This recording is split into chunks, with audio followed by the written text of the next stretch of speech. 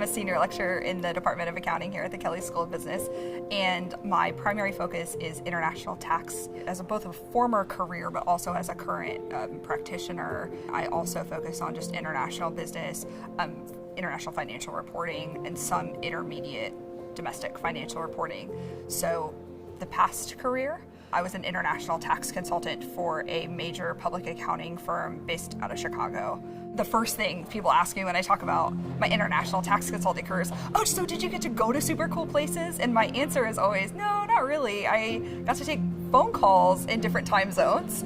But I think the cool thing about global and international business, but just careers in general, is that if you don't like to travel, if you're scared to travel or not super interested in it quite yet, you can still do a lot of international business without traveling the world all the time. I really thought that part of it was appealing initially, and that was sort of how I got into it. But my job is global in particular, because of the different clients that I had. So companies who had branches, had businesses in the US, but also either had businesses or were looking to have businesses outside of the US, and that could be anywhere.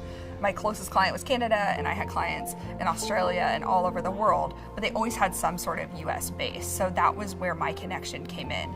And now as an educator, my global component is really teaching students who are interested in, as part of our global elective here, how international business works from a financial reporting perspective, so that there is an international component to everything we're doing in business.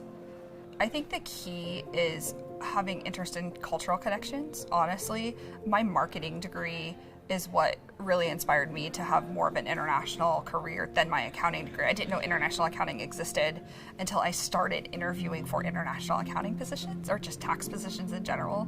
But I knew about international business because I picked a co-major that was more organizational behavior and dynamics focused, and I learned a lot about international business that way and thought, oh, maybe I can combine these two. So I think that it's really cool to be able to think of 2 or 3 skill sets that you were really interested in, and see how you can combine them if you're interested in international business. So marketing was a very important co-major for me personally in gaining those skill sets, and it really translated well when I was interviewing for jobs because it set me apart. It's okay to not know what you want to do when you grow up.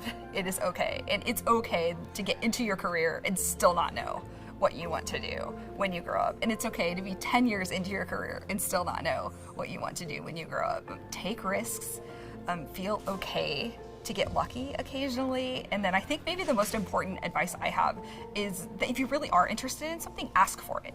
Don't wait until an opportunity sort of falls into your lap, even if you don't know what that means, what that word means, what that term means, what that job really entails. Just ask for it, ask about it. If you're willing to learn and to keep learning, no better career, really.